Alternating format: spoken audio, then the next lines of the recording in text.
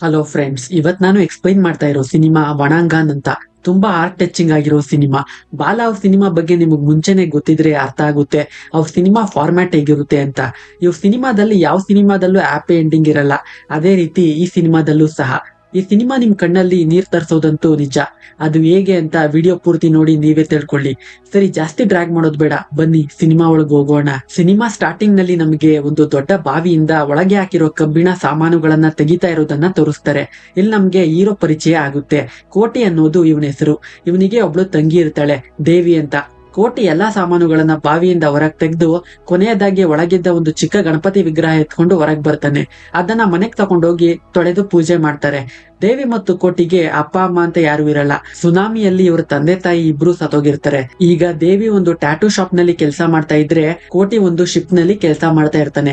ಕೋಟಿಗೆ ಮಾತಾಡೋಕು ಬರಲ್ಲ, ಕಿವಿಯೂ ಕೇಳಲ್ಲ, ಡೆಫ್ ಮತ್ತೆ ಡಂಬ್. ಒಂದು ದಿನ ಅಣ್ಣ ತಂಗಿ ಇಬ್ರು ಮನೆಗೆ ಹೋಗ್ಬೇಕಾದ್ರೆ ಲೆವೆಲ್ ಕ್ರಾಸ್ ಹತ್ರ 4 ಜನ ಶ್ರೀಮಂತರ ಮಕ್ಕಳು ಅಲ್ಲಿ ಹೂವು ಹಣ್ಣು ಮಾರೋ ಮಂಗಳಮುಖಿಯರನ್ನ ನೋಡಿ ತಪ್ಪಾಗಿ ಮಾತಾಡ್ತಾರೆ. ಅದನ್ನ ಕೇಳಿದ್ದಕ್ಕೆ ಅವ್ರ ಮೇಲೆ ಹಲ್ಲೆ ಮಾಡ್ತಾರೆ. ಅಲ್ಲಿದ್ದ ಜನಗಳು ನೋಡ್ತಾ ಇದಾರೆ ಹೊರತು ಯಾರು ಹೋಗಿ ಅವ್ರಿಗೆ ಸಹಾಯ ಮಾಡ್ತಾ ಇಲ್ಲ. ಜನಗಳೆಲ್ಲ ಹಿಂದೆ ತಿರುಗಿ ನೋಡ್ತಾ ಇರೋದನ್ನ ನೋಡಿ ಕೋಟಿ ಏನಾಗಿದೆ ಅಂತ ಅಲ್ಲಿಗೆ ಬಂದು ನೋಡಿದ್ರೆ 4 ಜನರು ಸೇರಿ ಮಂಗಳಮುಖಿಯರ ಮೇಲೆ ಹಲ್ಲೆ ಮಾಡ್ತಾ ಇದ್ದಾರೆ. ಅದನ್ನ ನೋಡಿ ಕೋಟಿಗೆ ತುಂಬಾ ಕೋಪ ಬರುತ್ತೆ. ಅವರನ್ನ ನೋಡಿ 4 ಜನರನ್ನು ಇಟ್ಕೊಂಡು ಸರಿಯಾಗಿ ಹೊಡಿತಾನೆ. ಒದೆತಿಂದ 4 ಜನ ಅಲ್ಲಿಂದ ಓಡೋಗ್ತಾರೆ. ಕೋಟಿಗೆ ಇನ್ನೂ ಸಮಾಧಾನ ಆಗಿಲ್ಲ. ಅವರಿಂದನೇ ಅಟ್ಟಾಡ್ಸ್ಕೊಂಡು ಹೋಗ್ತಾ ಇದ್ದಾನೆ. ಅಲ್ಲಿದ್ದ ಪೊಲೀಸ್ ಸ್ಟೇಷನ್ ಒಳಗೆ 4 ಹೋಗೋಕೆ ಕೋಟಿ ಅಲ್ಲಿಗೂ ಬಂದು ಪೊಲೀಸ್ ಮುಂದೆ ಅವರ ಕೈ ಕಾಲು ಮುರಿತಾನೆ. ಕೊನೆಗೆ 3-4 ಜನ ಪೊಲೀಸರು ಕೋಟಿನ ಇಟ್ಕೊಂಡು ಸೆಲ್ ಒಳಗ್ ಹಾಕ್ತಾರೆ. ಇನ್ಸ್ಪೆಕ್ಟರ್ ಬಂದ ಮೇಲೆ ಏನ್ ನಡೀತು ಅಂತ ಹೇಳ್ತಾರೆ. ಕೋಟಿ ಏನು ಮಾತಾಡದೆ ಇರೋದ್ರಿಂದ ಇನ್ಸ್ಪೆಕ್ಟರ್ ಹೇಳೋ ಹಾಗೇನೆ FIR ಹಾಕ್ತಾರೆ. ಕೋಟಿಗೆ ಒಬ್ರು ಬೇಕಾಗಿರೋ ಚರ್ಚ್ ಫಾದರ್ ಒಬ್ರು ಇರ್ತಾರೆ. ದೇವಿ ಅವರನ್ನ ಕರ್ಕೊಂಡು ಸ್ಟೇಷನ್ ಬರ್ತಾಳೆ. ಫಾದರ್ ಏನೇ ಹೇಳೋಕ್ ಹೋದ್ರು ಇನ್ಸ್ಪೆಕ್ಟರ್ ಕೇಳ್ತಾ ಇಲ್ಲ. ಅವನೇ ಸ್ಟೇಟ್ಮೆಂಟ್ ಕೊಟ್ಟು FIR ಹಾಕಾಗಿದೆ ಅಂತ ಸುಳ್ಳು ಹೇಳ್ತಾ ಇದ್ದಾನೆ. ಆದ್ರೆ ಕೋಟಿಗೆ ಮಾತು ಬರಲ್ಲ, ಕಿವಿನೂ ಕೇಳಲ್ಲ. ಅವನೇ ಸ್ಟೇಟ್ಮೆಂಟ್ ಕೊಡೋಕ್ ಸಾಧ್ಯ? ಆ ದಿನ ರಾತ್ರಿ ಇನ್ಸ್ಪೆಕ್ಟರ್ ಕೋಟಿನ ಮ್ಯಾಜಿಸ್ಟ್ರೇಟ್ ಮನೆ ಕರ್ಕೊಂಡು ಹೋಗೋಕೆ ದೇವಿ ಮತ್ತು ಫಾದರ್ ಕೋಟಿಗೆ ಮಾತು ಬರಲ್ಲ, ಕಿವಿಯೂ ಕೇಳಲ್ಲ ಅಂತ ಸರ್ಟಿಫಿಕೇಟ್ ನ ಮ್ಯಾಜಿಸ್ಟ್ರೇಟ್ ಗೆ ತೋರಿಸ್ತಾರೆ. ಮತ್ತೆ ಆ 4 ಜನಕ್ಕೆ ಯಾಕೆ ಹೊಡೆದ ಅಂತಾನು ತಿಳಿಸ್ತಾರೆ.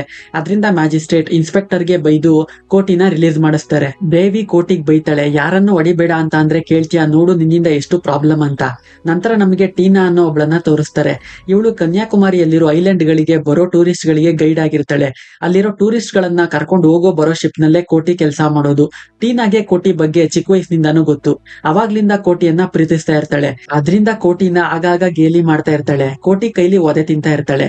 ಇವಾಗ್ಲೂ ಸಹ ಟೂರಿಸ್ಟ್ ಗಳಿಗೆ ಕೋಟಿಯನ್ನ ತೋರಿಸಿ, ಇವ್ರೊಬ್ರು ಸ್ವಾಮೀಜಿ, ಇವ್ರ ವಯಸ್ಸು 200 ವರ್ಷ, ಇವ್ರು ಡೈರೆಕ್ಟ್ ಆಗಿ ದೇವ್ರ ಹತ್ರ ಮಾತ್ರ ಮಾತಾಡೋದು, ಬೇಕಾದ್ರೆ ಅವ್ರನ್ನ ಕರೆದು ನೋಡಿ, ನಿಮ್ ಕಡೆ ತಿರುಗಿ ನೋಡಲ್ಲ, ನೋಡಿದ್ರೆ ನಿಮ್ಗೆ ಅದೃಷ್ಟ ಅಂತ ಕೋಟಿನ ಗೇಲಿ ಮಾಡ್ತಾಳೆ. ಅದನ್ನ ಕೋಟಿ ತಿಳ್ಕೊಂಡು ಟೀನಾ ಚೆನ್ನಾಗಿ ಬರೆಸ್ತಾನೆ.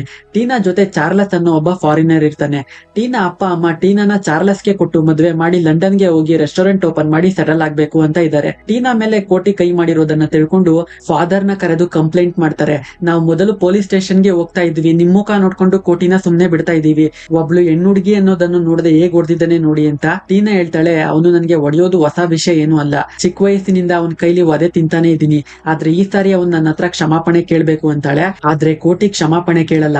ಅಲ್ಲಿರೋ ಎಲ್ರಿಗೂ ಗೊತ್ತು ಕೋಟಿನ ಟೀನಾ ಇಷ್ಟಪಡ್ತಾ ಇದ್ದಾಳೆ ಅಂತ. ಅದ್ರಿಂದ ಇವರ ಜಗಳವನ್ನ ಯಾರು ಸೀರಿಯಸ್ ಆಗಿ ತಗೋತಾ ಇರಲ್ಲ. ಒಂದಿನ ಚರ್ಚ್ ನ ಪಕ್ಕದಲ್ಲಿ ಒಂದು ಬಾರ್ ನ ಓಪನ್ ಮಾಡ್ತಾರೆ. ಸ್ಪೀಕರ್ ಸೌಂಡ್ ಜಾಸ್ತಿ ಮಾಡಿ ಸಾಂಗ್ ಪ್ಲೇ ಮಾಡಿದ್ದಾರೆ ಅಂತ ಫಾದರ್ ಹೋಗಿ ಚರ್ಚ್ ನಲ್ಲಿ ಎಲ್ಲಾ ಪ್ರೇ ಮಾಡ್ತಾ ಇದ್ದಾರೆ, ಸ್ವಲ್ಪ ಸೌಂಡ್ ಕಡಿಮೆ ಮಾಡಿ ಅಂತ ಕೇಳಿದ್ರೆ ಬಾರ್ ಓನರ್ ಚರ್ಚ್ ಫಾದರ್ ಗೆ ಬೈದು ಕಳಿಸ್ತಾನೆ.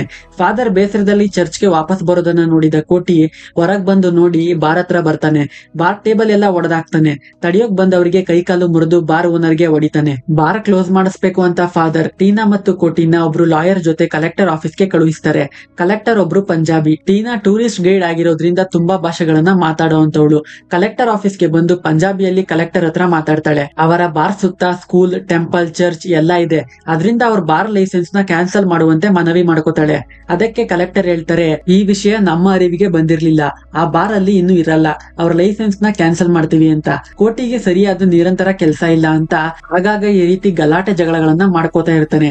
ನಿರಂತರವಾದ ಒಂದು ಕೆಲಸ ಇದ್ರೆ ಅವನು ಈ ರೀತಿ ಏನು ಮಾಡಲ್ಲ ಅಂತ ಫಾದರ್ ಕೋಟಿನ ಫಿಸಿಕಲಿ ಚಾಲೆಂಜ್ಡ್ ಆರ್ಫನೇಜ್ ಒಂದರಲ್ಲಿ ಕೆಲ್ಸಕ್ಕೆ ಸೇರಿಸ್ತಾರೆ. ಕೋಟಿಯಲ್ಲಿ ವಾಚ್ಮನ್ ಕೆಲಸ ಮಾಡ್ತಾನೆ. ಅಲ್ಲಿರೋ ಮಕ್ಕಳನ್ನೆಲ್ಲ ನೋಡ್ತಾ ತನ್ನ ಕೋಪವನ್ನ ಮರಿತಾನೆ. ಒಂದಿನ ಅಲ್ಲಿರೋ ಕಣ್ಣು ಕಾಣದ ಹೆಣ್ಮಕ್ಳು ಎಲ್ರೂ ಸ್ನಾನ ಮಾಡೋಕೆ ಸ್ನಾನದ ಮನೆಗೆ ಹೋಗಿದ್ದಾಗ ಅಲ್ಲಿಗೆ ಆರ್ಫನೇಜ್ ವಾರ್ಡನ್ ಇಬ್ಬರನ್ನ ಕರ್ಕೊಂಡು ಬಂದು ಹುಡುಗಿಯರು ಸ್ನಾನ ಮಾಡೋದನ್ನ ನೋಡ್ತಾ ಇದ್ದಾನೆ.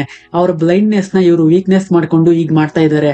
ಅದರಲ್ಲಿ ಒಂದು ಹುಡುಗಿಗೆ ಯಾರೋ ಒಳಗಿರೋ ಹಾಗೆ ಅನ್ಸುತ್ತೆ. ತಕ್ಷಣ ಅಲ್ಲಿ ಸ್ನಾನ ಮಾಡ್ತಾ ಇರೋ ಎಲ್ಲಾ ಹುಡುಗಿಯರಿಗೆ ತಕ್ಷಣ ಇಲ್ಲಿಂದ ಹೊರಡು ಅಂತ ಹೇಳ್ತಾಳೆ. ಎಲ್ರು ಬಟ್ಟೆ ಹಾಕೊಂಡು ಕೈ ಹಿಡ್ಕೊಂಡು ಹೊರಗ್ ಬರ್ತಾರೆ. ಹೊರಗ್ ಬಂದು ಬಾಗಿಲು ಬೋಲ್ಟ್ ಹಾಕಿ ಅವಳ ಫ್ರೆಂಡ್ಗೆ ಹೇಳ್ತಾಳೆ ಒಳಗ್ ಯಾರೋ ಇದಾರೆ ಅಂತ. ಇವರಿಬ್ರು ಗಾಬರಿ ಆಗಿರೋದನ್ನ ನೋಡಿ ಕೋಟಿ ಅಲ್ಲಿಗೆ ಬರ್ತಾನೆ. ಕೋಟಿಗೆ ಆ ಹೆಣ್ಮಕ್ಳು ಸೈನ್ ಲ್ಯಾಂಗ್ವೇಜ್ ಮೂಲಕ ಸ್ನಾನದ ಮನೆಯಲ್ಲಿ ಯಾರೋ ಇದಾರೆ ಅಣ್ಣ ಅಂತ ತಿಳಿಸ್ತಾರೆ. ಕೋಟಿ ಹೋಗಿ ಸ್ನಾನದ ಮನೆ ಬಾಗಿಲು ಓಪನ್ ಮಾಡಿದ್ರೆ 3 ಜನ ಒಳಗಿದ್ದಾರೆ. ಅದ್ರಲ್ಲಿ ಒಬ್ಬನ ಮುಖ ಕೋಟಿ ನೋಡಲ್ಲ, ಮತ್ತಿಬ್ಬರಲ್ಲಿ ವಾರ್ಡನ್ ಒಬ್ಬ. ಕಣ್ಣಿಲ್ಲದ ಹೆಣ್ಮಕ್ಳು ಸ್ನಾನ ಮಾಡ್ತಾ ಇರೋದನ್ನ ಕದ್ ನೋಡೋಕೆ ಇಲ್ಲಿಗೆ ಬಂದಿದ್ರು ಅಂತ ಗೊತ್ತಾಗ್ತಾ ಇದ್ದಂತೆ ಕೋಟಿಗೆ ಸಹಿಸ್ಕೊಳ್ಳೋಕ್ ಆಗಲ್ಲ. ಚಿಕ್ಕ ಚಿಕ್ಕ ವಿಷಯಕ್ಕೆ ತುಂಬಾ ಕೋಪ ಮಾಡ್ಕೊಳ್ಳೋ ಕೋಟಿ ಇಂತಹ ವಿಷಯದಲ್ಲಿ ಇವರನ್ನ ಬಿಡಲ್ಲ. ವಾರ್ಡನ್ ಮತ್ತೆ ಅವನ ಫ್ರೆಂಡ್ ಇಬ್ಬರನ್ನು ಅಟ್ಟಾಡ್ಸ್ಕೊಂಡು ಹೋಗ್ತಾನೆ. ಜನಗಳೇ ಓಡಾಡದ ಒಂದು ಪ್ರದೇಶಕ್ಕೆ ಕರ್ಕೊಂಡೋಗಿ ಚೆನ್ನಾಗಿ ಹೊಡಿತಾನೆ. ಕೋಟಿ ಪ್ರಕಾರ ಇದು ಕ್ಷಮಿಸೋಕೆ ಆಗದ ಒಂದು ಅಪರಾಧ. ಅದರಿಂದ ಆ ಇಬ್ಬರನ್ನ ಕ್ರೂರವಾಗಿ ಹತ್ಯೆ ಮಾಡ್ತಾನೆ. ಈ ರೀತಿ 2 ಕೊಲೆ ನಡೆದಿರೋ ವಿಷಯ ಪೊಲೀಸ್ ಪ್ರೆಸ್ಗೆ ಗೊತ್ತಾಗಿ ಮರ್ಡರ್ ಸ್ಪಾಟ್ಗೆ ಬರ್ತಾರೆ. ಬಾಡಿಗಳನ್ನು ಪೋಸ್ಟ್ ಮಾರ್ಟಮ್ಗೆ ಕಳಿಸಲಾಗುತ್ತೆ. ಈ ರೀತಿ ವಾರ್ಡನ್ ಕೊಲೆ ಆಗಿರೋ ವಿಷಯ ಆ ಕಣ್ಣಿಲ್ಲದ ಹೆಣ್ಮಕ್ಳಿಗೆ ಗೊತ್ತಾಗುತ್ತೆ. ನಾವು ಸ್ನಾನ ಮಾಡ್ತಾ ಇದ್ದಾಗ ಅಲ್ಲಿ ಇದ್ದದ್ದು ಇವರೇ ಅಂತ ಗೊತ್ತಾಗುತ್ತೆ. ಮತ್ತೆ ಇವರನ್ನ ಕೊಲೆ ಮಾಡಿರೋದು ಕೋಟಿ ಅಣ್ಣನೇ ಅಂತಾನು ಆ ಹೆಣ್ಮಕ್ಳಿಗೆ ಗೊತ್ತಾಗುತ್ತೆ. ಪೊಲೀಸ್ ಆರ್ಫನೇಜ್ ನಲ್ಲಿ ಕೆಲಸ ಮಾಡೋ ಎಲ್ಲರನ್ನೂ ಕರೆದು ಇಂಟ್ರೋಗೇಷನ್ ಮಾಡ್ತಾ ಇದ್ದಾರೆ. ಕೋಟಿಯನ್ನು ಸಹ. ಕೋಟಿ ಜೊತೆ ದೇವಿ ಬಂದಿದ್ದಾಳೆ. ಪೊಲೀಸ್ ಕೇಳೋ ಪ್ರಶ್ನೆಗಳನ್ನ ಸೈನ್ ಲ್ಯಾಂಗ್ವೇಜ್ ನಲ್ಲಿ ಟ್ರಾನ್ಸ್ಲೇಟ್ ಮಾಡಿ ಹೇಳ್ತಾಳೆ. ಅಲ್ಲಿ ದೇವಿಗೆ ಶಾಕ್ ಆಗುತ್ತೆ. ಕೋಟಿ ಅವರನ್ನ ನಾನೇ ಕೊಲೆ ಮಾಡಿರೋದು ಅಂತ ಹೇಳ್ತಾ ಇದ್ದಾನೆ. ಅದನ್ನ ಕೇಳಿ ಅಣ್ಣ ಸರಿಯಾಗಿ ನಿದ್ದೆ ಮಾಡದೆ ಏನೇನೋ ಹೇಳ್ತಾ ಇದ್ದಾನೆ. ನಾನು ಅಣ್ಣನ ಮನೆ ಕರ್ಕೊಂಡೋಗಿ ಅವನ ಹತ್ರ ಎಲ್ಲವನ್ನು ಕೇಳಿ ಆಮೇಲೆ ಕರ್ಕೊಂಡ್ ಬರ್ತೀನಿ ಅಂತ ಹೇಳ್ತಾಳೆ. ಪೊಲೀಸ್ ಅವನ್ ಏನ್ ಹೇಳ್ತಾ ಇದ್ದಾನೆ ಸರಿಯಾಗಿ ಹೇಳು ಅಂತ ಕೇಳೋಕೆ ಬೇರೆ ದಾರಿ ಇಲ್ದೆ ಅಣ್ಣ ನಾನೇ ಆ 2 ಕೊಲೆಗಳನ್ನ ಮಾಡಿರೋದು ಅಂತ ಹೇಳ್ತಾ ಇದ್ದಾನೆ ಅಂತ ಹೇಳ್ಬೇಕಾಗ್ ಬರುತ್ತೆ. ಹೇಳ್ಬಿಟ್ಟು ಅಳ್ತಾ ಇದ್ದಾಳೆ. ಪೊಲೀಸ್ಗೆ ಏನು ಅರ್ಥನೇ ಆಗ್ತಾ ಇಲ್ಲ. ಕೋಟಿನ ಅರೆಸ್ಟ್ ಮಾಡಿ ಸೆಲ್ ಒಳಗ್ ಹಾಕ್ತಾರೆ. ನಂತರ ನಮಗೆ ಒಬ್ಬರು ಮ್ಯಾಜಿಸ್ಟ್ರೇಟ್ ನ ತೋರಿಸ್ತಾರೆ. ಒಬ್ರು ಅಡ್ವೊಕೇಟ್ ಪೋಕ್ಸೋ ಆಕ್ಟ್ ಅಡಿಯಲ್ಲಿ ಒಬ್ರು ಕ್ಲೈಂಟ್ ನ ಕರ್ಕೊಂಡ್ ಬಂದಿದ್ದಾರೆ. ತಾತ ಮಗ ಸೊಸೆ ಮನೆಯಲ್ಲಿ ಇಲ್ಲದೆ ಇದ್ದಾಗ ಮೊಮ್ಮಗಳ ಜೊತೆ ತಪ್ಪಾಗಿ ನಡೆದುಕೊಳ್ಳೋಕೆ ಪ್ರಯತ್ನ ಪಟ್ರು ಅಂತ 5 ಕೋಟಿ ಸೆಟಲ್ಮೆಂಟ್ ಕೇಳ್ಕೊಂಡು ಸೊಸೆ ಬಂದಿದ್ದಾಳೆ. ಆ ಚಿಕ್ಕ ಹುಡುಗಿಯನ್ನ ಕರೆದ್ ಕೇಳಿದ್ರೆ ಏನ್ ನಡೀತು ಅಂತ ಹೇಳೋಕ್ ಕಷ್ಟ ಪಡ್ತಾ ಇದೆ. ಹೇಳ್ಬೇಕು ಅಂತ ಅಂದ್ರೆ ಅವ್ರ ಸೊಸೆ ಮಾವನ ಮೇಲೆ ಈ ರೀತಿ ಸುಳ್ಳು ಅಪವಾದ ಹಾಕಿ 5 ಕೋಟಿ ಪಡೆಯೋದಕ್ಕೆ ಟ್ರೈ ಮಾಡ್ತಾ ಇದ್ದಾಳೆ. ನನ್ನ ಹಸ್ಬೆಂಡ್ ಸ್ವಲ್ಪ ಮೆಂಟಲಿ ವೀಕ್ ಇದ್ದಾರೆ. ಇದ್ರ ಜೊತೆಗೆ ಮಾವ ಮಗಳ ಜೊತೆ ಈಗ ನಡ್ಕೊಂಡಿದ್ದಾರೆ. ಈ ವಯಸ್ಸಿನಲ್ಲಿ ಅವರನ್ನ ಜೈಲಿಗೆ ಕಳುಹಿಸಿದ ಪಾಪ ನಮಗ್ ಬೇಡ. ಅದ್ರಿಂದ ಅವ್ರ ಆಸ್ತಿ ಮಾರಿ ನಮಗೆ 5 ಕೋಟಿ ಕೊಟ್ರೆ ಸಾಕು ಅಂತ ಅಮ್ಮ ಮಗಳು ಹೇಳೋಕೆ ಮ್ಯಾಜಿಸ್ಟ್ರೇಟ್ಗೆ ಎಲ್ಲ ಅರ್ಥ ಆಗುತ್ತೆ. ಇವರನ್ನ ಕರ್ಕೊಂಡ್ ಬಂದಿದ್ದ ಲಾಯರ್ಗೆ ಬೈತಾರೆ. ನೀನು ಲಾಯರ್ ಆಗಿರೋದು ಈ ರೀತಿ ಕ್ರಿಮಿನಲ್ಸ್ಗೆ ಸಹಾಯ ಮಾಡೋಕ ಅಂತ ದುಡ್ಡು ಪಡೆಯೋಕೆ ಈ ರೀತಿ ಸುಳ್ಳು ಅಪಾದನೆ ಮಾಡಿ ಕೋರ್ಟ್ ಟೈಮ್ ನ ವೇಸ್ಟ್ ಮಾಡಿದ್ದಕ್ಕೆ 25,000 ದಂಡ ಮತ್ತೆ ಮಕ್ಕಳ ಸುರಕ್ಷಿತ ಕಾನೂನನ್ನ ಮಿಸ್ಯೂಸ್ ಮಾಡ್ಕೊಂಡಿದ್ದಕ್ಕೆ 6 ತಿಂಗಳು ಜೈಲು ಶಿಕ್ಷೆಯನ್ನ ಅಮ್ಮ ಮಗಳು ಇಬ್ಬರಿಗೂ ಕೊಡ್ತಾರೆ. ಇದೊಂದು ಕೇಸ್ ನಲ್ಲೇ ನಮಗ್ ಅರ್ಥ ಆಗುತ್ತೆ ಇವರು ಎಂತ ಆನೆಸ್ಟ್ ಮತ್ತೆ ಸ್ಟ್ರಿಕ್ಟ್ ಮ್ಯಾಜಿಸ್ಟ್ರೇಟ್ ಅಂತ. ಇವರ ಹತ್ತಿರಾನೇ ಕೋಟಿ ಮರ್ಡರ್ ಕೇಸ್ ಕೂಡ ಬರುತ್ತೆ. ಕೋಟಿನ ಕರ್ಕೊಂಡ್ ಬಂದ ಪೊಲೀಸ್ಗೆ ಕೋಟಿನೇ ಆ 2 ಕೊಲೆಗಳನ್ನ ಮಾಡಿದಾನೆ ಅಂತ ಯಾವ ಎವಿಡೆನ್ಸು ಸಿಕ್ಕಿಲ್ಲ. ಮ್ಯಾಜಿಸ್ಟ್ರೇಟ್ ಬರ್ತಾರೆ, ಕೇಸ್ನ ನೋಡ್ತಾರೆ. ಕೋಟಿಗೆ ಮಾತು ಬರಲ್ಲ, ಕಿವಿನೂ ಕೇಳಿಸಲ್ಲ ಅಂತ ಟ್ರಾನ್ಸ್ಲೇಟರ್ ನ ಕೂಗಿ ಪ್ರಶ್ನೆ ಕೇಳಿಸ್ತಾರೆ. ಕೋಟಿ ಆ 2 ಕೊಲೆಗಳನ್ನ ನಾನೇ ಮಾಡಿದ್ದು, ಆದ್ರೆ ಕಾರಣ ಮಾತ್ರ ಹೇಳಲ್ಲ ಅಂತ ಇದ್ದಾನೆ. ಅಯ್ಯ ಹಾಗಾದ್ರೆ ನಾವು ಕೋಟಿನ ಪೊಲೀಸ್ ಕಸ್ಟಡಿಗೆ ತಗೋತೀವಿ ಅಂದ್ರೆ ಮ್ಯಾಜಿಸ್ಟ್ರೇಟ್ ಹೇಳ್ತಾರೆ ಆ ಕೊಲೆಗಳನ್ನ ಇವನೇ ಮಾಡಿದಾನೆ ಅಂತ ನಿಮ್ ಹತ್ರ ಏನಾದ್ರೂ ಎವಿಡೆನ್ಸ್ ಇದ್ಯಾ? ಸರೆಂಡರ್ ಆದ ಅಂತ ನಿಮ್ ಕೆಲ್ಸ ಈಸಿ ಮಾಡ್ಕೊಂಡ್ ಬಿಟ್ರ ಅಂತ ಪೊಲೀಸ್ಗೆ ಬೈದು ಕೋಟಿನ ಸ್ಪೆಷಲ್ ಆಫೀಸರ್ ಕದಿರವನ್ ಹ್ಯಾಂಡ್ ಓವರ್ಗೆ ಒಪ್ಸಿ 15 ದಿನದಲ್ಲಿ ಕೋಟಿ ಮೆಡಿಕಲ್ ರಿಪೋರ್ಟ್ ಬೇಕು ಅಂತ ಆರ್ಡರ್ ಮಾಡ್ತಾರೆ. ಕೋಟಿನ ಪ್ರಿಸನ್ ಗೆ ಕರ್ಕೊಂಡೋಗಿ ಸೆಲ್ ಒಳಗ್ ಹಾಕ್ತಾರೆ. ಆಫೀಸರ್ ಕದಿರವನ್ ಆರ್ಫನೇಜ್ ಗೆ ಬಂದು ಕೇರ್ ಟೇಕರ್ ನ ಮೀಟ್ ಮಾಡಿ ಇಂಟ್ರೋಗೇಟ್ ಮಾಡ್ತಾರೆ. ಕೇರ್ ಟೇಕರ್ ನನ್ಗೇನು ಗೊತ್ತಿಲ್ಲ ಅನ್ನೋಕೆ ನೀವಾಗೆ ಹೇಳಿದ್ರೆ ಒಳ್ಳೇದು, ನಾವಾಗೆ ಕಂಡು ಹಿಡಿದ್ರೆ ಈ ಆರ್ಫನೇಜ್ ನ ಸೀಸ್ ಮಾಡ್ಬೇಕಾಗ್ ಬರುತ್ತೆ, ಮತ್ತೆ ಮಕ್ಕಳು ಅನಾಥರಾಗ್ತಾರೆ, ಇದೆಲ್ಲ ನಿಮಗ್ ಬೇಕಾ? ನಿಮ್ಮ ಸ್ಟಾಫ್ ಮಕ್ಕಳನ್ನೆಲ್ಲ ಕರೆದು ಕೇಳಿ, ಇಲ್ಲ ಅಂತ ಅಂದ್ರೆ ಏನಾಗುತ್ತೋ ನಿಮ್ಗೂ ಚೆನ್ನಾಗ್ ಗೊತ್ತು, ಯೋಚನೆ ಮಾಡಿ ಅಂತ ವಾರ್ನ್ ಮಾಡ್ಬಿಟ್ಟು ಹೋಗ್ತಾರೆ. ಕೋಟಿ ತಂಗಿ ದೇವಿ, ಟೀನಾ, ಫಾದರ್ ಎಲ್ಲರನ್ನೂ ಕರೆದು ಮಾತಾಡ್ತಾರೆ. ಕೋಟಿ ಹತ್ರನು ಬಂದು ಯಾಕೆ ಕೊಲೆ ಮಾಡ್ದೆ ಹೇಳು ಅಂತ ಕೇಳ್ತಾರೆ. ಕೋಟಿ ಬಾಯ್ ಬಿಡಲ್ಲ. ಒಂದಿನ ದೇವಿ ಟೀನಾ ಮತ್ತು ಫಾದರ್ ಜೊತೆ ಅಣ್ಣನ ನೋಡೋಕೆ ಜೈಲಿಗೆ ಬರ್ತಾಳೆ. ಕೋಟಿನ ನೋಡಿ ಅಳ್ತಾ ಇದ್ದಾಳೆ. ಯಾಕಣ್ಣ ಈಗ ಹೇಳ್ದೆ, ನೀನು ಕೊಲೆ ಮಾಡಿಲ್ಲ ಅಂತ ಹೇಳಣ್ಣ ಅಂತ ಅಳ್ತಾ ಇದ್ದಾಳೆ. ನಿನ್ಗಿದೆಲ್ಲ ಅರ್ಥ ಆಗಲ್ಲ, ನೀನು ಚಿಕ್ಕ ಹುಡುಗಿ ಅಂತ ದೇವಿ ಎಷ್ಟೇ ಕೇಳ್ಕೊಂಡ್ರು ಕೋಟಿ ಬಾಯ್ ಬಿಡಲ್ಲ. ಆರ್ಫನೇಜ್ ಕೇರ್ ಟೇಕರ್ ಸಹ ಕೋಟಿ ಹತ್ರ ಬಂದು ಮಾತಾಡ್ತಾರೆ. ಅವರಿಗೂ ನಿಜವನ್ನ ಹೇಳಲ್ಲ. ಕೊನೆಗೆ ಆಫೀಸರ್ ಕದಿರವನ್ ಕೋಟಿ ನಿಜ ಹೇಳುವಂತೆ ಮೆಡಿಕಲ್ ಟೆಸ್ಟ್ ಮೂಲಕ ಟ್ರೈ ಮಾಡಿಸ್ತಾರೆ. ಆದ್ರೂ ಕೋಟಿ ಬಾಯ್ ಬಿಡಲ್ಲ. ನಾನು ಆ ಇಬ್ಬರನ್ನ ಆತುರದಲ್ಲಿ ಬೇಗ ಸಾಯಿಸ್ಬಿಟ್ಟೆ, ಆಗ್ ಮಾಡ್ಬಾರ್ದಿತ್ತು, ಸ್ವಲ್ಪನೇ ಹಿಂಸೆ ಕೊಟ್ಟು ಸಾಯಿಸ್ಬೇಕಾಗಿತ್ತು. ನಿಮ್ ರೀತಿ ದೇಹದಲ್ಲಿ ಯಾವುದೇ ಕೊರತೆ ಇಲ್ಲದೆ ಇರೋರಿಗೆ ನಾನು ಮಾಡಿದ್ದು ತಪ್ಪು ಅಂತ ಅನಿಸ್ಬಹುದು. ಆದ್ರೆ ಈ ರೀತಿ ದುಷ್ಟ ಜನಗಳಿಗೆ ಇದೇ ಸರಿಯಾದ ಪಾಠ ಅಂತ ಹೇಳ್ತಾನೆ. ಕೊನೆಗೆ ಆ 2 ಕೊಲೆಗಳನ್ನ ಕೋಟಿನೇ ಮಾಡಿರೋದು ಅನ್ನೋದಕ್ಕೆ ಸರಿಯಾದ ಸಾಕ್ಷಿ ಇಲ್ಲದೆ ಇರೋದ್ರಿಂದ ಕೋಟಿನ ಕೋರ್ಟ್ ಬಿಡುಗಡೆ ಮಾಡುತ್ತೆ. ಕೋಟಿ ಹೊರಗ್ ಬರ್ತಾ ಇದ್ದಂತೆ ದೇವಿಗೆ ತುಂಬಾ ಸಂತೋಷ ಆಗುತ್ತೆ. ಮತ್ತೆ ಇನ್ಯಾರು ಆ ಕಣ್ಣಿಲ್ಲದ ಹೆಣ್ಮಕ್ಳಿಗೆ ಏನ್ ಮಾಡ್ಬಿಡ್ತಾರೋ ಅಂತ ಕೋಟಿ ಆರ್ಫನೇಜ್ ಗೆ ಬಂದು ರಾತ್ರಿ ಪೂರ್ತಿ ಗೇಟ್ ಹತ್ರ ನಿಂತ್ಕೊಂಡು ಸೆಕ್ಯೂರಿಟಿ ಕಾಯ್ತಾ ಇದ್ದಾನೆ. ಇಷ್ಟೊತ್ನಲ್ಲಿ ಇಲ್ಲೇನ್ ಮಾಡ್ತಾ ಇದ್ಯಾ ಅಣ್ಣ, ಬೆಳಿಗ್ಗೆ ಬರುವಂತೆ ಬಾ ಅಂತ ಸಮಾಧಾನ ಮಾಡಿ ಟೀನಾ ಮತ್ತು ದೇವಿ ಅಲ್ಲಿಗೆ ಬಂದು ಕೋಟಿನ ಮನೆ ಕರ್ಕೊಂಡು ಹೋಗ್ತಾರೆ. ಆರ್ಫನೇಜ್ ಕೇರ್ ಟೇಕರ್ ಗೆ ಯಾಕೆ ಕೋಟಿ ಈಗ ಮಾಡ್ತಾ ಇದ್ದಾನೆ ಅಂತ ಅರ್ಥ ಆಗಲ್ಲ. ಕೋಟಿಗೆ ಮಲ್ಕೊಂಡ್ರು, ಕೂತ್ಕೊಂಡ್ರು, ನಿಂತ್ಕೊಂಡ್ರು ಒಂದೇ ಆಲೋಚನೆ. ಈ ರೀತಿ ಕೆಲಸ ಮಾಡಿದ 3ನೇ ವ್ಯಕ್ತಿಯ ಮುಖ ನಾನು ನೋಡೋಕಾಗ್ಲಿಲ್ಲ, ನೋಡಿದ್ರೆ ಅವನನ್ನ ಸಾಯಿಸ್ಬಿಡ್ತಿದ್ದೆ ಅಂತ. ಆದ್ರೆ ಆ ವ್ಯಕ್ತಿಯನ್ನ ಆ ದಿನ ಹಿಂಬದಿಯಿಂದ ನೋಡಿರ್ತಾನೆ, ಅವನು ನಡೆಯೋ ರೀತಿಯನ್ನ ಅಬ್ಸರ್ವ್ ಮಾಡಿರ್ತಾನೆ. ಹಾಗೆ ಒಂದು ದಿನ ಅದೇ ವ್ಯಕ್ತಿ ಲೇಡೀಸ್ ಟಾಯ್ಲೆಟ್ ಇಂದ ಹೊರಗ್ ಬರೋದನ್ನ ನೋಡ್ತಾನೆ. ಹಿಂದೆಯಿಂದ ನೋಡಿ ಡೌಟ್ ನಲ್ಲಿ ಫಾಲೋ ಮಾಡ್ತಾನೆ. ಅವನು ಕೋಟಿನ ನೋಡಿ ಓಡೋದಕ್ಕೆ ಕೋಟಿ ಹಿಂದೆನೆ ಚೇಸ್ ಮಾಡ್ಕೊಂಡು ಬರ್ತಾನೆ. ಅವನ ಅದೃಷ್ಟ ಚೆನ್ನಾಗಿರುತ್ತೆ, ಆ ದಿನ ಕೋಟಿ ಕೈಯಿಂದ ತಪ್ಪಿಸ್ಕೊಂಡ್ ಬಿಡ್ತಾನೆ. ಈ ನಡುವೆ ಸ್ಪೆಷಲ್ ಆಫೀಸರ್ ಕದಿರ್ ಅವನ್ಗೆ ಒಂದು ನಿಜ ಗೊತ್ತಾಗುತ್ತೆ. ಏನು ಅಂತ ಅಂದ್ರೆ ದೇವಿ ಕೋಟಿ ನಿಜವಾದ ತಂಗಿ ಅಲ್ಲ. ಸುನಾಮಿಯಲ್ಲಿ ಅಪ್ಪ ಅಮ್ಮನ್ನ ಕಳ್ಕೊಂಡು ಕೋಟಿ ನಿಂತಿದ್ದಾಗ ದೇವಿ ಸಿಕ್ಕಿದ್ಲು. ಅವಳಿಗೂ ಅಪ್ಪ ಅಮ್ಮ ಯಾರು ಇಲ್ಲ ಅಂತ ಕೋಟಿನೇ ತನ್ನ ಸ್ವಂತ ತಂಗಿ ರೀತಿ ಬೆಳೆಸಿದಾನೆ ಅಂತ. ಇದ್ರಿಂದ ಫಾದರ್ ಹತ್ರ ಬರ್ತಾನೆ. ದೇವಿನ ಕರೆದು, ನಾನು ನಿಮ್ ಹತ್ರ ಬಂದಿದ್ದಾಗ ದೇವಿ ಕೋಟಿ ಸ್ವಂತ ತಂಗಿ ಅಲ್ಲ ಅಂತ ಯಾಕೆ ಮುಚ್ಚಿಟ್ರಿ? ದೇವಿ, ನೀನು ಕೋಟಿ ಸ್ವಂತ ತಂಗಿ ಅಲ್ಲ. ಅವನು ಸುನಾಮಿಯಲ್ಲಿ ಅಪ್ಪ ಅಮ್ಮನ್ನ ಕಳ್ಕೊಂಡು ಅನಾಥ ಆದ, ನೀನು ಹಾಗೆ. ಆದ್ರೆ ನಿನ್ನ ಸ್ವಂತ ತಂಗಿ ರೀತಿನೇ ಬೆಳೆಸಿದಾನೆ. ಇಷ್ಟೊಂದು ಪ್ರೀತಿ ಇರೋನು ಅಷ್ಟು ಕ್ರೂರವಾಗಿ ಕೊಲೆ ಮಾಡಿದಾನೆ ಅಂತ ಅಂದ್ರೆ ಅದರ ಹಿಂದೆ ಏನೋ ಕಾರಣ ಇರಲೇಬೇಕು. ಇಲ್ಲ ಅಂತ ಅಂದ್ರೆ ಬೇರೆಯವ್ರಿಗೋಸ್ಕರ ಕೊಲೆಯನ್ನ ನಾನ್ ಮಾಡಿದೀನಿ ಅಂತ ಒಪ್ಕೊಂಡಿರ್ಬೇಕು. ಈ ಪ್ರಾಬ್ಲಮ್ನೆಲ್ಲ ಸರಿ ಮಾಡಿ ಅವನನ್ನ ಹೊರ ಕರ್ಕೊಂಡ್ ಬರೋಕೆ ನಿನ್ನಿಂದ ಮಾತ್ರ ಸಾಧ್ಯ. ಕೊನೆವರೆಗೂ ಅವನ ಮನಸ್ಸಿನಲ್ಲಿ ಏನಿದೆ ಅಂತ ಹೇಳಿಲ್ಲ ಅಂತ ಅಂದ್ರೆ ನಿನಗೆ ಅಣ್ಣ ಅಂತ ಒಬ್ಬ ಇರಲ್ಲ ಅಂತ ದೇವಿಗೆ ಹೇಳ್ತಾರೆ. ದೇವಿ ಕೋಟಿ ನನ್ ಸ್ವಂತ ಅಣ್ಣ ಅಂತ ಅಂದ್ಕೊಂಡಿರ್ತಾಳೆ. ಆದ್ರೆ ಈಗ ನಿಜವನ್ನ ತಿಳ್ಕೊಂಡು ತುಂಬಾ ದುಃಖ ಪಡ್ತಾಳೆ. ಟೀನಾ ಕೋಟಿ ಮನೆಗ್ ಬಂದಾಗ ಕೇಳ್ತಾಳೆ, ಇನ್ನು ನಮ್ಮಿಂದ ಏನೇನ್ ಮುಚ್ಚಿಟ್ಟಿದ್ಯಾ ಹೇಳ್ಬಿಡು. ದೇವಿ ಏನ್ ತಪ್ಪು ಮಾಡಿದ್ಲು? ನಿನ್ ಮೇಲೆ ಎಷ್ಟೊಂದು ಪ್ರೀತಿ ಇಟ್ಕೊಂಡಿದ್ಲು ಅವಳು. ನಿನ್ ಮೂಕ ಭಾಷೆಯನ್ನ ತಿಳಿಸೋದಕ್ ಮಾತ್ರ ಅವಳನ್ನ ತಂಗಿ ಅಂತ ಹೇಳ್ಕೊಂಡು ಇಲ್ಲಿವರೆಗೂ ಬೆಳೆಸಿದ್ಯಾ ಅವಳನ್ನ ಅಂತ. ಕೋಟಿ, ದೇವಿಗ್ ನಿಜ ಗೊತ್ತಾಗೋಯ್ತು, ಯಾರು ಹೇಳಿದ್ದು ಅಂತ ಕೇಳ್ತಾನೆ. ಯಾರು ಹೇಳಿದ್ರೆ ಏನು, ನಿಜ ಗೊತ್ತಾಯ್ತು ಅಷ್ಟೇ ಅಂತಾಳೆ. ಕೋಟಿಗೆ ಏನ್ ಮಾಡ್ಬೇಕು, ಏನ್ ಹೇಳ್ಬೇಕು ಅಂತಾನೆ ಗೊತ್ತಾಗ್ತಾ ಇಲ್ಲ. ಇಷ್ಟು ವರ್ಷ ಅವಳಿಗೆ ಯಾವ ವಿಷಯ ಗೊತ್ತಾಗ್ಬಾರ್ದು ಅಂತ ಇದ್ನೋ ಅದು ಈಗ ದೇವಿಗೆ ಗೊತ್ತಾಗೋಗಿದೆ. ಏನ್ ಮಾಡೋದು ಅಂತ ಅಳ್ಬೇಕಾದ್ರೆ ದೇವಿ ಅಲ್ಲಿಗೆ ಬರ್ತಾಳೆ. ಅಣ್ಣನ ಕೈ ಹಿಡ್ಕೊಂಡು, ನೀನ್ ಯಾಕಣ್ಣ ಅಳ್ತಾ ಇದ್ಯಾ? ನನ್ಗೆಲ್ಲಾ ನಿಜ ಗೊತ್ತಾಗೋಯ್ತು ಅಂತಾನ? ಹಾಗಾದ್ರೆ ನಾನ್ ನಿನ್ ತಂಗಿ ಅಲ್ವಾ? ನನ್ಗೆ ಯಾರಿದ್ದಾರೆ ಅಣ್ಣ? ಅಪ್ಪ ಅಮ್ಮ ಎಲ್ಲ ನೀನೇ ಅಲ್ವಾ? ನಾನು ನಿನ್ನ ಬಿಟ್ಟು ಎಲ್ಲೋಗ್ಲಿ? ಆ ಪೊಲೀಸ್ ಹತ್ರ ನಿಜ ಎಲ್ಲ ಹೇಳ್ಬಿಡು ಅಣ್ಣ, ನಿನ್ಗೇನು ಆಗಲ್ಲ. ಆ 2 ಕೊಲೆಗಳನ್ನ ನೀನ್ ಮಾಡಿಲ್ಲ ಅಂತ ನನಗ್ ಗೊತ್ತು.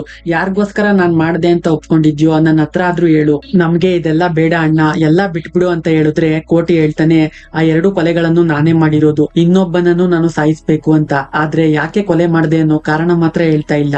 ಅದ್ರಿಂದ ದೇವಿ, ನಾನಿಲ್ಲ ಅಂತ ಅಂದ್ರೆ ನನ್ ಮೇಲಿರೋ ಪ್ರೀತಿಗಾದ್ರೂ ಇನ್ನೊಂದು ಕೊಲೆ ಮಾಡದೇ ಇರ್ತಾನೆ ಅಂತ ಫಾದರ್ ಹತ್ರ ಬರ್ತಾಳೆ. ಕೋಟಿಗೆ ಹೇಳ್ದೆ. ಕೋಟಿ ಬೆಳಿಗ್ಗೆ ಎದ್ದು ಮನೆಯಲ್ಲೆಲ್ಲ ಹುಡುಕ್ತಾನೆ, ಎಲ್ಲೂ ದೇವಿ ಕಾಣ್ತಾ ಇಲ್ಲ. ಅವಳು ಕೆಲಸ ಮಾಡೋ ಟ್ಯಾಟೋ ಶಾಪ್, ಚರ್ಚ್, ಟೀನಾ ಮನೆ ಎಲ್ಲಾ ಕಡೆ ಹೋಗಿ ಹುಡುಕ್ತಾನೆ, ಎಲ್ಲೂ ಇರಲ್ಲ. ಫಾದರ್ ದೇವಿನ ಒಬ್ರು ನನ್ನ ಹತ್ರ ಕರ್ಕೊಂಡ್ ಬಂದು ಬಿಡ್ತಾರೆ, ಸ್ವಲ್ಪ ದಿನ ಈ ಹುಡುಗಿ ಇಲ್ಲೇ ಇರ್ತಾಳೆ ಅಂತ. ಕೋಟಿ ಕಷ್ಟ ಪಡೋದನ್ನ ನೋಡೋಕಾಗ್ದೆ ಟೀನಾ ಅಪ್ಪ ದೇವಿ ಎಲ್ಲಿದ್ದಾಳೆ ಅಂತ ಹೇಳ್ಬಿಡ್ತಾನೆ. ಕೋಟಿ ಅಲ್ಲಿಗೆ ಓಡಿ ಬರ್ತಾನೆ. ದೇವಿನ ನೋಡಿ, ಇಲ್ಲೇ ಹಾಕಿದ್ಯಾ, ಬಾ ಮನೆಗೆ ಹೋಗೋಣ ಅಂತ ಕೂಗ್ತಾನೆ. ದೇವಿ, ನಾನ್ ಬರಲ್ಲ, ನೀನ್ ಹೋಗು. ನಿನಗೇನಾಗುತ್ತೋ ಅಂತ ನನಗೆ ತುಂಬಾ ಭಯ ಆಗ್ತಾ ಇದೆ ಅಣ್ಣ. ನಿನ್ನ ಒಡ ಹುಟ್ಟಿದ ತಂಗಿ ಆಗಿದ್ರೆ ನೀನು ಈಗ ನಡ್ಕೋತಾ ಇದ್ಯಾ ಅಂತ ಅಳ್ತಾಳೆ. ಸ್ಪೆಷಲ್ ಆಫೀಸರ್ ಕದಿರವನ್ ಹಾಸ್ಪಿಟಲ್ ನಲ್ಲಿ ರೆಕಾರ್ಡ್ ಮಾಡಿದ್ದ ಕೋಟಿ ವಿಡಿಯೋನ ರಿವೈಂಡ್ ಮಾಡಿ ನೋಡ್ಬೇಕಾದ್ರೆ ಕೋಟಿ ಹೇಳಿರೋ ಕೆಲವು ವಿಷಯಗಳನ್ನ ನೋಟಿಸ್ ಮಾಡ್ತಾನೆ. ಬೆತ್ತಲೆಯನ್ನ ನೋಡಿ ಆನಂದ ಪಡೋರು ಬದುಕಬಾರ್ದು. ನಿಮ್ಮಂತ ದೇಹದಲ್ಲಿ ಕೊರತೆ ಇಲ್ದವರಿಗೆ ಇದು ತಪ್ಪಲ್ದೇ ಇರಬಹುದು, ಆದ್ರೆ ನಮ್ಮಂತವರಿಗೆ ಇದು ದೊಡ್ಡ ತಪ್ಪು ಅಂತ ಹೇಳೋದನ್ನ ನೋಟಿಸ್ ಮಾಡಿ ಇದು ಆರ್ಫನೇಜ್ ಗೆ ಸಂಬಂಧಪಟ್ಟಿರೋದೇ ಆಗಿರ್ಬೇಕು ಅಂತ ಅಲ್ಲಿಗೆ ಬರ್ತಾನೆ. ಕೇರ್ ಟೇಕರ್ ನ ಮೀಟ್ ಮಾಡಿ ಬ್ಲೈಂಡ್ ಹೆಣ್ಣು ಮಕ್ಕಳನ್ನ ಕರೆದು ವಿಚಾರಣೆ ಮಾಡ್ತಾನೆ. ಅವರು ನಿಜವನ್ನ ಹೇಳ್ಬಿಡ್ತಾರೆ. ನೀವೆಲ್ಲ ನಮ್ ಜೊತೆ ಇದೀರಾ ಅನ್ನೋ ನಂಬಿಕೆಯಲ್ಲಿ ತಾನೆ ನಾವು ಬದುಕ್ತಾ ಇರೋದು. ನಮಗ್ ದೃಷ್ಟಿ ಇಲ್ದೇ ಇರಬಹುದು, ಆದ್ರೆ ಕಣ್ಣಿದೆ. ನಮಗೂ ಕಣ್ಣಲ್ಲಿ ಕಣ್ಣೀರ್ ಬರುತ್ತೆ ಅಲ್ವಾ? ನಮ್ಮಂತವರಿಗೆ ಆಗೋ ನೋವು ನಿಮಗೆ ಹೇಗೆ ಹೇಳಿದ್ರು ಅರ್ಥ ಆಗಲ್ಲ ಅಂತ ಅವರಿಗೆ ನಡೆದ ಅನ್ಯಾಯವನ್ನ ತಿಳಿಸ್ತಾರೆ. ಆ 3ನೇ ವ್ಯಕ್ತಿ ಒಬ್ಬ ಇರ್ತಾನಲ್ಲ, ಅವನು ವಾರ್ಡನ್ ಮನೆಗ್ ಬಂದು ಅವ್ರ ಹೆಂಡತಿಗೆ ಅವಳ ಗಂಡ ಯಾಕೆ ಸತ್ತ ಅನ್ನೋ ನಿಜವನ್ನ ಹೇಳಿ, ನಾನು ಹೇಳ್ದ ಹಾಗೆ ಕೇಳಲಿಲ್ಲ ಅಂತ ಅಂದ್ರೆ ನಿನ್ ಮಗಳನ್ನ ಸಾಯಿಸ್ಬಿಡ್ತೀನಿ ಅಂತ ಎದುರಿಸ್ತಾ ಇದ್ದಾನೆ. ನಿಜವನ್ನ ತಿಳ್ಕೊಂಡ ವಾರ್ಡನ್ ಹೆಂಡತಿ ಕೋಟಿ ಹತ್ರ ಬಂದು ಎಲ್ಲವನ್ನೂ ಹೇಳ್ತಾಳೆ. ಅವನ್ ಎಲ್ಲಿಗೂ ಹೋಗ್ಬೇಕಾದ್ರೆ ಇವನೇ ಅದು ಅಂತ ಕೋಟಿಗೆ ತೋರಿಸ್ತಾಳೆ. ಆ 3ನೇ ವ್ಯಕ್ತಿ ಇವನೇ ಅಂತ ತಿಳ್ಕೊಂಡ ಕೋಟಿ ಅವನನ್ನ ಹೋಗ್ಬೇಕಾದ್ರೆ ಹಿಡ್ಕೋತಾನೆ. ಈ ಸಾರಿ ಅವನ ಕೈಯಲ್ಲಿ ತಪ್ಪಿಸ್ಕೊಳ್ಳೋಕ್ ಆಗಲ್ಲ. ಕೋಟಿ ಅವನಿಗೆ ಚೆನ್ನಾಗ್ ಹೊಡೆದು, ಕಣ್ಣಿಲ್ಲದ ಹೆಣ್ಣು ಮಕ್ಕಳನ್ನ ನೋಡ್ತೀಯಾ ಅಂತ ಕಣ್ಣು ಕಿತ್ತಾಕಿ ಬೆತ್ತಲೆ ಮಾಡಿ ಮರಕ್ ನೇತಾಕ್ತಾನೆ.